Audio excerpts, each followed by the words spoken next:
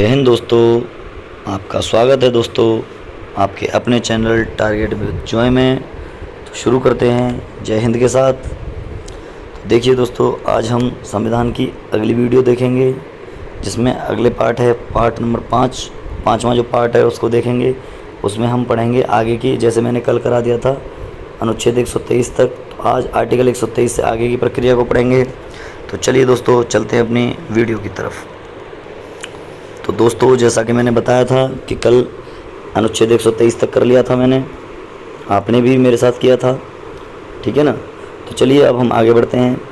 संसद के अवकाश के दौरान अध्यादेश, ठीक है, अध्यादेश पारित करने की शक्ति किसमें है? अनुच्छेद 123। ये किसका है? राष्ट्रपति के अंदर ये पावर है। किसके अंदर है? राष्ट्रपति के अंदर, प्रेसिडेंट, ठीक है,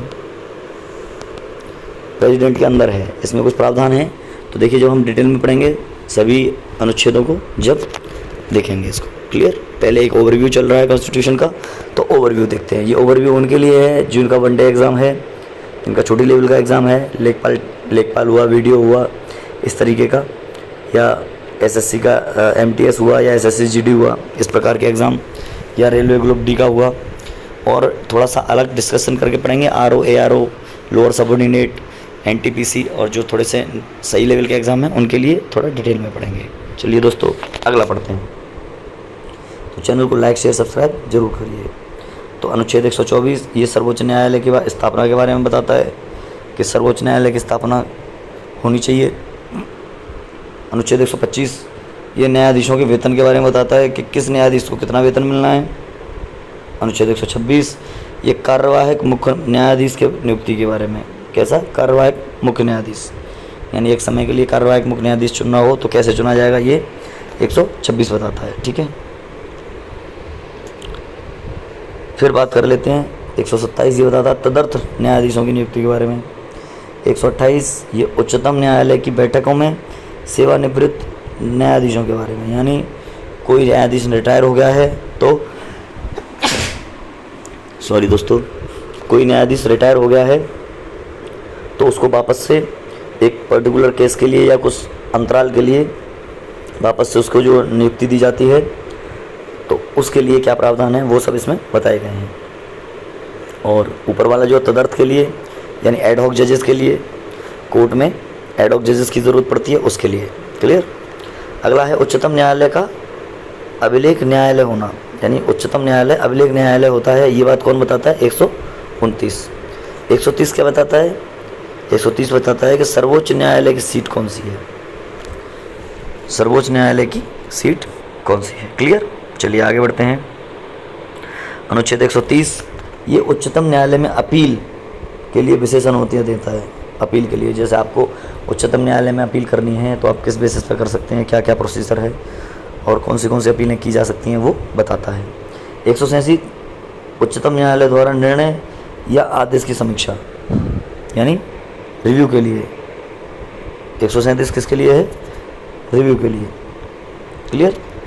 नेक्स्ट 141 भारत के सर्वोच्च न्यायालय का निर्णय सभी न्यायालयों पर बाध्यकारी है, यानी सर्वोच्च न्यायालय ने कोई भी निर्णय ले लिया तो बाकी के जो न्यायालय हैं उसको मानने के लिए बाध्य हैं, क्लियर। चलिए आगे चलते हैं। बाध्य मतलब उन्हें मानना ही पड़ेगा।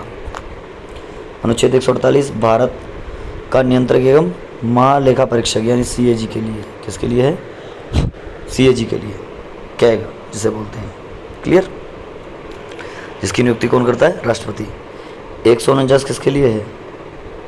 सीएजी के कर्तव्य और, यानी कैग के, सीएजी मतलब कैग, सीएजी, कैग के कर्तव्य और उसकी शक्तियाँ 149 में है। 148 में बताता है कि ये कैसे नियुक्ति होगी, कैसे होगा, क्या होगा, पीरियड कितना होता है, इसका टाइम कितने साल के लिए रहता है, ये सारी चीज़ें। और अनुच्छेद 49 बताता है उसके कर्तव्य और उसकी शक्तियों के बारे में। नेक्स्ट है भाग नंबर 6, ठीक है ना, आर्टिकल नंबर 152 से लेकर 237 तक। इसमें क्या पढ़ना है? 153 राज्यपाल के बारे में, यानी स्टेट्स के बारे में, राज्यों के बारे में बताता है। तो 153 में राज्यपाल, 154 में राज्यपाल की कार्यकारी शक्ति, 161 में राज्यपाल को क्षमादान की शक्ति, 165 में राज्य का महाधिवक्ता कौन होता है, ठीक है, वो चूज़ करना, प्लस अनुच्छेद 213 में अध्यादेश प्रख्यापित करना यानी अध्यादेश को पारित करना एक तरीके से। क्लियर। और राज्यपाल को शक्ति है इस बात की कि वो प्रख्यापित कर सकता है। अनुच्छेद 214 राज्यपाल के लिए उच्च न्यायालय यानी राज्यपाल के लिए उच्च न्यायालय की क्या व्यवस्था है वो है इसमें। 215 में है उच्च न्यायालयों का अभिलेख न्यायालय होना, यानी उच्च न्यायालय जो उनको अभिलेख न्यायालय कब बना सकते हैं वो 215 बताएगा। 226 में कुल रिट जारी करने की उच्च न्यायालय की शक्ति है। उच्च न्यायालय कितनी रिट जारी करता है? 3 रिट। वो जो शक्ति है वो 226 में है। ठीक है। जिला न्यायाधीशों की नियुक्ति कौन करता है? अनुच्छेद 233। 235 क्या करता है? अधीनस्थ न्यायालयों में नियंत्रण करना, यानी अधीनस्थ जो न्यायालय हैं उन पर नियंत्रण कैसे किया जा सकता है वो बताता है 235। क्लियर। चलिए अब बात कर लेते हैं 7वें भाग की। भाग 7 कहता है रिपील्ड, मतलब इसको हटा लिया गया है, अब इसको कोई नहीं पूछता, इसकी वैल्यू ख़त्म। 238। क्लियर। अब भाग 8 क्या कहता है? Union territories. यूनियन टेरिटरी मतलब केंद्र शासित प्रदेश। 239 से लेकर 242 तक मौजूद है इसमें, बस इसमें इतना ही पढ़ना। 242 से 239 से 242 तक। क्लियर। चलिए आगे चढ़ते हैं। आगे है भाग 9 पंचायतों के लिए, पंचायती राज व्यवस्था के लिए, और 243 ए से लेकर 243 ओ तक चलता है। 243 ए से लेकर 243 ओ तक चलता है। 243 बी क्या कहता है? पंचायतों का गठन। संबंधित लेख में पंचायती राज व्यवस्था, ठीक है, पंचायतों का गठन होना चाहिए, 243 बी कहता है। क्लियर। चलिए आगे बढ़ते हैं। आर्टिकल 9A ये म्यूनिसिपैलिटीज़ के लिए है, नगर पालिकाओं के लिए। 243 पी से लेकर 243 ZD तक। ठीक है। नेक्स्ट है शेड्यूल्ड एंड ट्राइब्स। ठीक है ना, शेड्यूल्ड एंड ट्राइब्स यानी पिछड़े लोगों के लिए 244 है, उनको सुरक्षा प्रदान करने के लिए। नेक्स्ट है नेक्स्ट है part 11 centre state relation. Article 245 से 263 सेंटर और स्टेट के बीच में कैसे रिलेशन रहेंगे। क्लियर। 245 से लेकर 263 तक।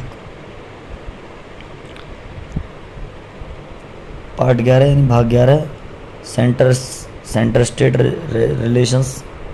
सेंटर यानी केंद्र के और स्टेट मतलब राज्य के क्या रिलेशन होते हैं। 245 से लेकर 263 तक है ये। फिर उसके बाद में 12वां भाग है प्रॉपर्टी कॉन्ट्रैक्ट सूट्स। आर्टिकल 264 से लेकर 300A तक है ये। ठीक है, लीगल रेमेडी के तौर पे। इसमें क्या पढ़ना है? इसमें हमको पढ़ना है अनुच्छेद 266 जो समेकित निधि एवं लोकलेखा निधि, समेकित लिखिए एवं लोकलेखा निधि के लिए। 267 भारत की आकस्मिक निधि के लिए। 280 वित्त आयोग के लिए। 280A संपत्ति का अधिकार के लिए, जो आर्टिकल 31 में से हटा दिया गया था, जो 31 में से हटा दिया गया था फंडामेंटल राइट्स में से। तो चलिए दोस्तों, इसी प्रकार आपके हो गए ये समाप्त। तो चलिए दोस्तों, मिलते हैं अगली वीडियो में। आप जब तक अपने चैनल को लाइक कीजिए, शेयर कीजिए और सब्सक्राइब कीजिए। तो जय हिंद दोस्तों, मिलते हैं अगली वीडियो में।